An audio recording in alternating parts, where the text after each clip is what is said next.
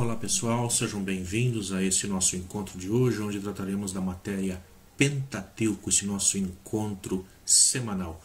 Hoje com o tema Êxodo, o livro do Êxodo. Vamos começar o nosso aprofundamento sobre esse livro.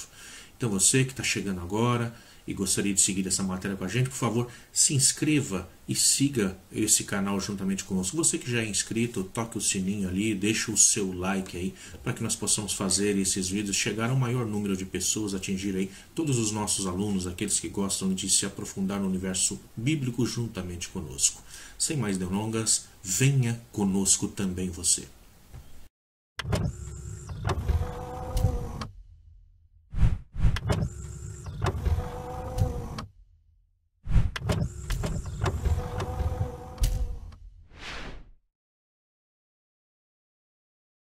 Aqui estamos nós, sou o Diácono Luciano, sigo juntamente com vocês nesses nossos encontros e hoje tratando aí então do livro do Êxodo, no qual o seu nome verdadeiramente dado lá no hebraico é Shmot, Shem, nome Hashem, o nome Shemot, os nomes, assim é conhecido esse livro, portanto, no universo hebraico, na língua em que ele foi originalmente escrita. Para nós, seguindo, portanto, a tradução dele já para o grego, ficou como Êxodo, porque narra a saída do povo do Egito, Deus que liberta o povo do Egito. O livro do Êxodo é um dos mais conhecidos da Bíblia, e ele é tão conhecido assim por causa do seu protagonista Moisés e do que é narrado nas suas páginas. Nós escutamos, quem nunca escutou, né, falar sobre a saída do povo através do mar que se abre. O grande protagonista Moisés, aquele que faz com que o mar se abra ao meio para que as pessoas possam passar a pé enxuto, né? E os acontecimentos do Sinai. Deus no Sinai faz ali uma aliança com esse povo da Bíblia, faz uma aliança de continuar com esse povo e ali entrega nas mãos de Moisés a tábua com os 10 mandamentos. O livro do Êxodo se inicia com um resumo da história de José. Então, se nós pegamos a nossa Bíblia, nós vamos ver, logo no início, nós temos um resumo da história de José. E assim ele se une à história dos patriarcas e à história dos antepassados de Israel. Assim, faz a ligação com a história de todo o povo de Israel. Então nós temos isso lá em Êxodo capítulo 1, versículo 1 ao 7, onde vai fazendo essa ligação. E também em Êxodo capítulo 1, lá no versículo 8, nós vamos ter uma frase que vai dizer assim: então um novo rei que não havia conhecido José surgiu naquela região. Essa passagem assinala a passagem de um período a outro período da história. Isso é muito comum quando nós vamos trabalhar 2 livros na Bíblia, quando você trabalha 2 livros na Bíblia e vai se fazer ou tentar se fazer uma ligação para que se dê continuidade.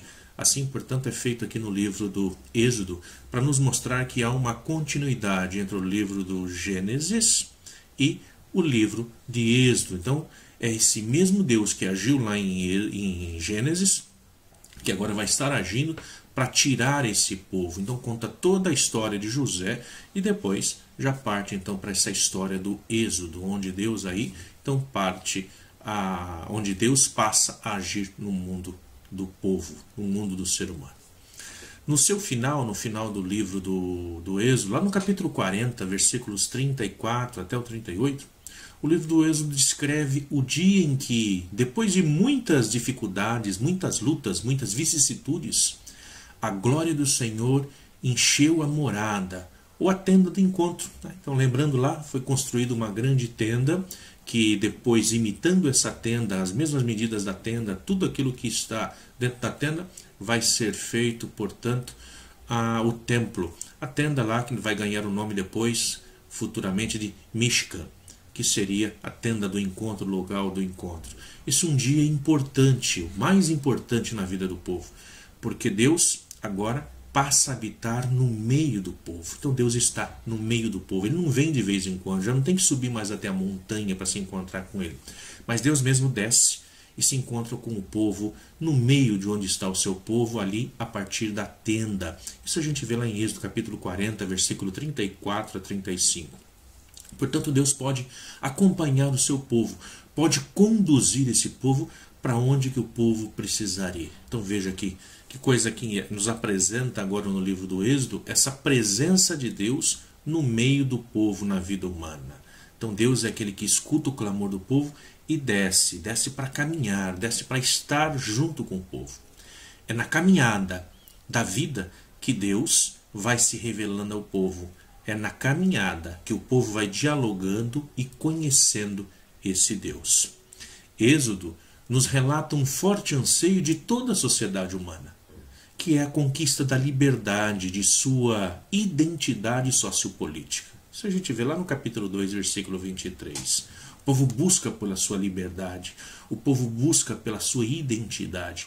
Assim também aquele povo que caminhava pelo deserto estava em busca da sua liberdade, em busca de conquistar um espaço, uma identidade sociopolítica, ser reconhecido como um povo. Israel não é o primeiro e nem o último povo que vivenciou esse esforço ou realizou esse caminho.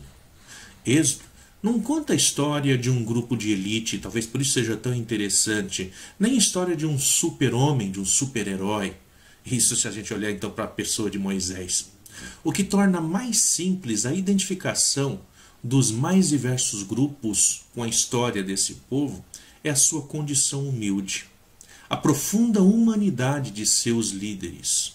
Talvez podemos citar também a vulnerabilidade de Moisés. Isso a gente vê lá em capítulo 3, no versículo 1, até o capítulo 4, versículo 10. Vai falar de um Moisés vulnerável, um Moisés que tem medo.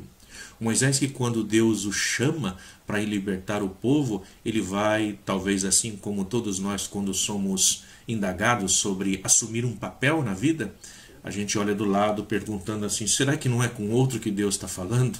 Não tem outro para ir no meu lugar?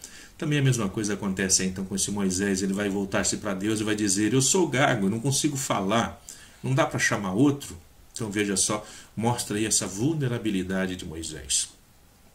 Ver o povo no deserto tão rapidamente entusiasmado com o ideal de liberdade e também ao mesmo tempo desanimado ou nostálgico, rebelde e às vezes até hostil à própria liberdade, é o que faz com que, de algum modo, todo grupo ou povo que venha a ler as páginas do livro do Êxodo encontre a si mesmo refletido nelas. Assim também nós, quando nós olhamos para as páginas do livro do Êxodo, dentro da nossa história, nós nos vemos refletidos ali. Também foi essa leitura que a teologia da libertação fez do livro do Êxodo, onde, se fazendo uma leitura social da época em que se vivia, das lutas de classe, vai se refletir na vida daqueles que estão fazendo essa releitura, o livro do próprio Êxodo, Moisés, aquele que está na liderança e que muitas vezes é fraco, e as pessoas que, ao mesmo tempo que lutam pela liberdade e a conquistam, depois acabam querendo voltar atrás e desistir por conta do fardo, do peso, do valor que tem a liberdade. Ou seja, todos, para poder conquistá-la, vão ter que fazer um grande esforço por isso. O êxodo histórico do povo de Israel começa lá por volta do século 13, mais ou menos em 1300 a.C. O versículo 8 do capítulo 1 se refere a um faraó, a Ramsés II, que é faraó do Egito. Há um espaço de vários séculos entre esse fato e os fatos que se seguem. Por isso, o compilador, aquele que vai escrever, depois vai juntar as histórias, colocou entre eles uma genealogia. Então, o que a gente consegue ver na Bíblia é essa grande genealogia, essa história das narrativas, ou melhor, a história da cronologia dos personagens. Esse tipo de literatura com genealogia intercalada é do tipo da tradição sacerdotal, muito utilizado nos livros das tradições sacerdotais.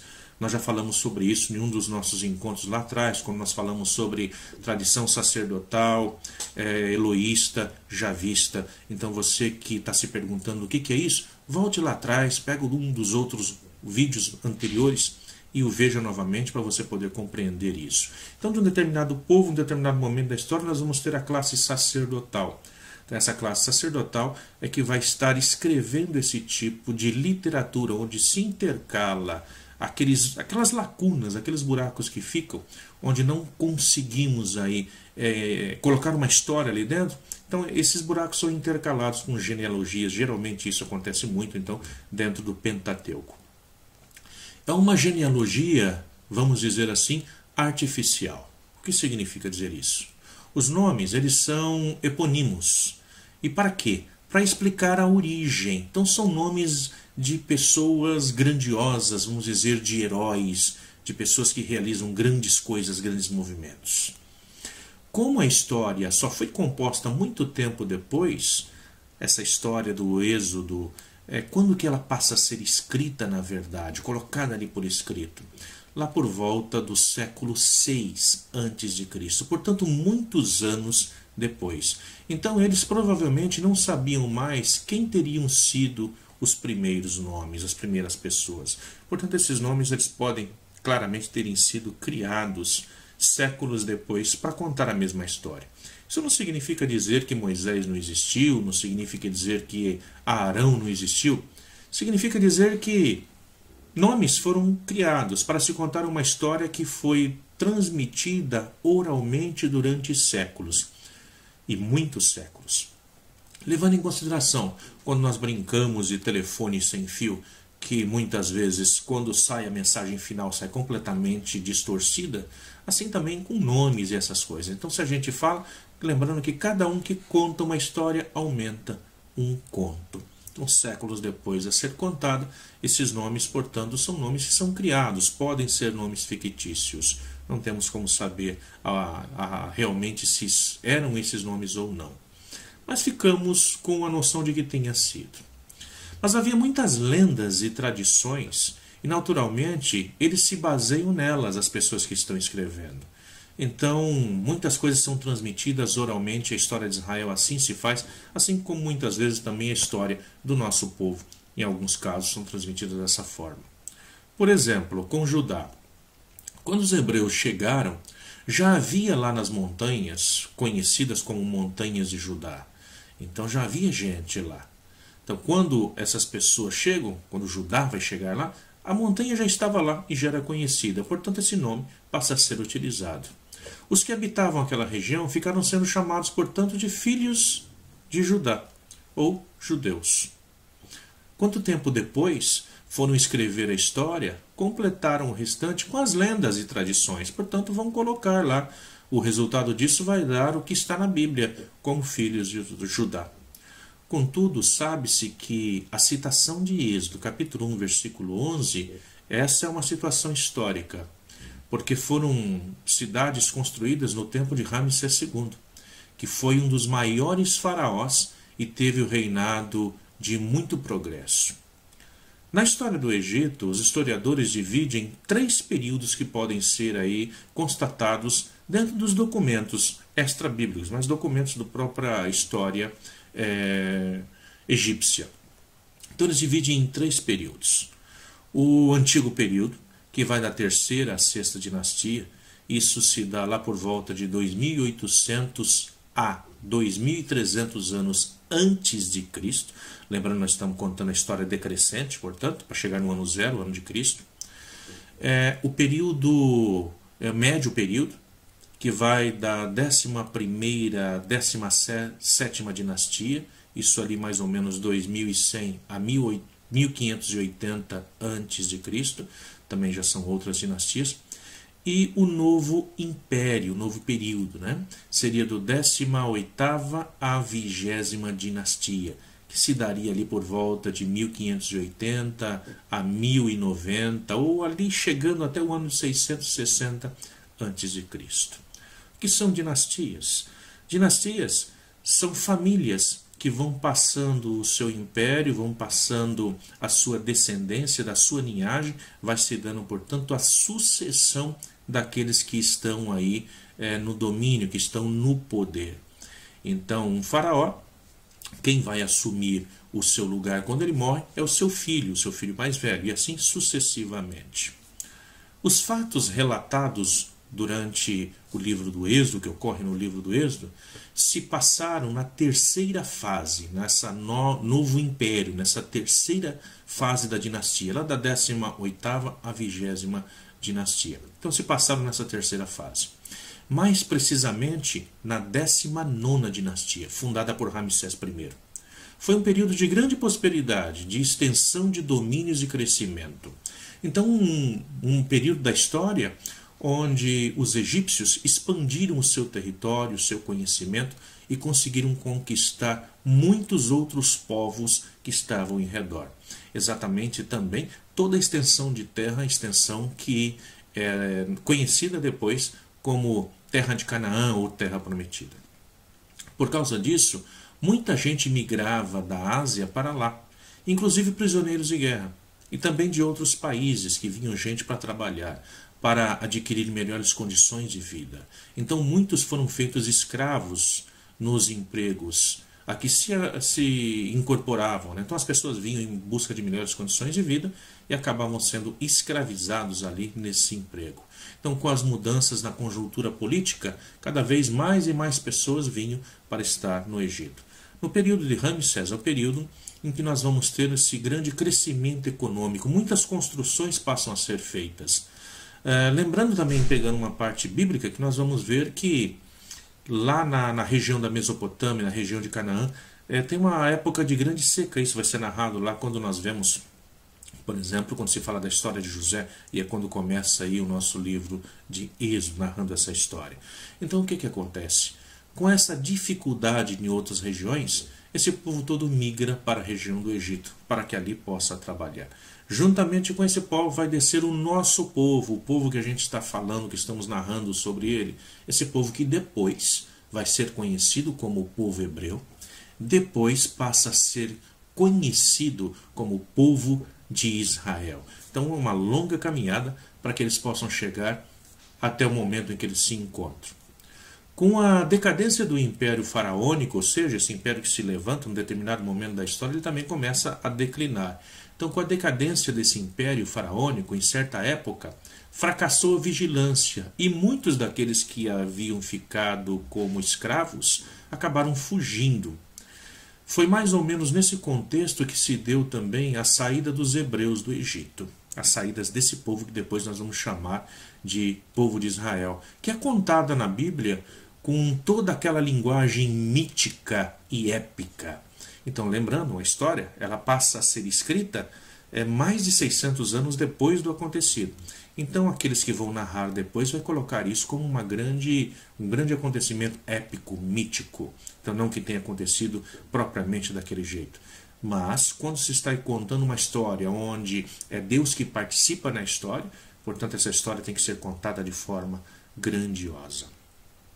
Não foram, portanto, só os israelitas, só os hebreus que fugiram do Egito naquela ocasião, mas diversos povos que se encontravam num regime de opressão, por serem estrangeiros na terra do Egito. Então, de todos aqueles povos que vieram, muitos deles acabam fugindo. Então, lembrando, nós temos gente que veio da Mesopotâmia, nós temos gente que veio da região de Canaã, nós temos gente que veio de várias regiões e, por conta da seca, por conta da fome, vão morar no Egito e acabam sendo escravizados. Nós que olhamos a nossa situação aqui no Brasil, temos como comparar isso. É o mesmo que aconteceu aqui na nossa região, principalmente a região de São Paulo, Minas Gerais e também do Rio de Janeiro, onde recebeu aí durante os anos 60, 70, até os anos 80, um grande volume de pessoas vindo do norte e do nordeste, buscando melhores condições de vida, de trabalho para suas famílias, de vida para suas famílias aqui nessa região. E hoje, dessas pessoas que voltaram, a grande maioria continua aqui, se estabeleceu aqui. Muitos que vêm tentando ainda nos dias de hoje essa melhora de vida, acabam chegando aqui, não encontram emprego e são escravizados. Escravizados como? Já não tem como retornar para os seus lugares de origem. E acabam vivendo aqui debaixo das pontes, acabam enchendo as cidades como aqueles que são não contados dentro da nossa sociedade, como nós temos tantos hoje. São os pobres, são aqueles que realmente vivem à margem da sociedade. Esses já não conseguem nem voltar mais, acabam sendo escravos do sistema. Também lá no Egito, muitos desses que foram acabaram se tornando esses escravos, né? E num determinado momento em que o Egito se enfraqueceu, muitos desses conseguiram aproveitar desse momento para fugir. Entre eles, o povo hebreu. A opressão, historicamente, ela era e continua sendo fato até hoje. Basta olharmos para a nossa história atual do Brasil, né?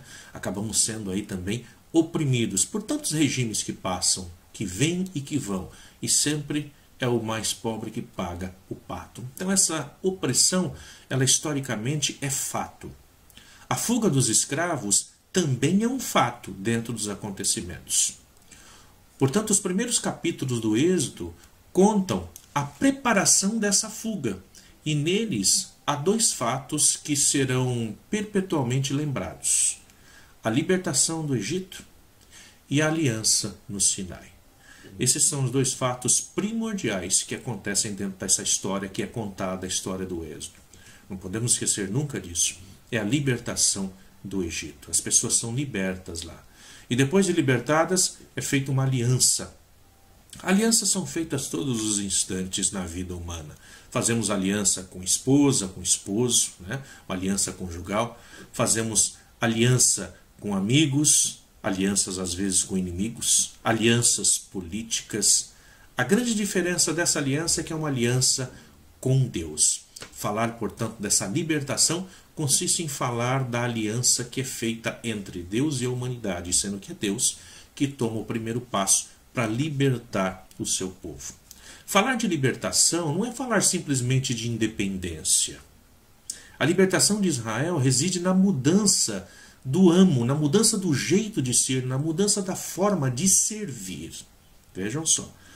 As acepções do verbo servir que encontramos por todo o livro do Êxodo indicam a importância e a orientação dessa mudança. O verbo, ele é avad. É o verbo dito na terceira pessoa do singular masculino no plural no hebraico. Avad. É o verbo trabalhar, mas também é o verbo servir. O povo que está no Egito, eles servem a Faraó. Agora eles saem de lá para servir ao Senhor. A grande diferença está na forma de servir, porque no Faraó eles servem como escravos. Já libertos na aliança com Deus, eles têm a liberdade para servir a Deus. Eles servem também, mas na liberdade. Então, essa liberdade consiste, portanto, na forma com que o ser humano vai fazer a sua aliança com Deus. O povo é livre, uma vez libertos do Egito, o povo é livre, mas o povo é livre somente para fazer o bem. Nós somos livres só para fazer o bem. E é exatamente nessa história, dessa aliança, dessa saída do Egito, que nós vamos trabalhar o nosso livro do Êxodo, na certeza de que nos aprofundaremos juntamente com Moisés e com os personagens que são ali citados, e certamente nós também vamos nos encontrar entre esses personagens. Esse é o nosso encontro de hoje, onde nós fizemos essa introdução do nosso livro do Êxodo. E no nosso próximo encontro vamos começar a falar sobre um dos grandes personagens, Moisés. Quem foi esse Moisés? Como que ele se torna essa grande figura que liberta todo esse povo? E qual a sua função dentro da história salvífica? Esse Moisés, que depois nós lá no Novo Testamento vamos dizer, Jesus é o novo Moisés. Aquele que agora ele não vai abrir as águas como Moisés abriu, mas ele vai caminhar sobre as águas porque ele está acima dessas águas. Vamos compreender a teologia de tudo isso que está por trás do texto bíblico. Espero que vocês tenham gostado. Nos vemos no nosso próximo encontro. Fique com Deus.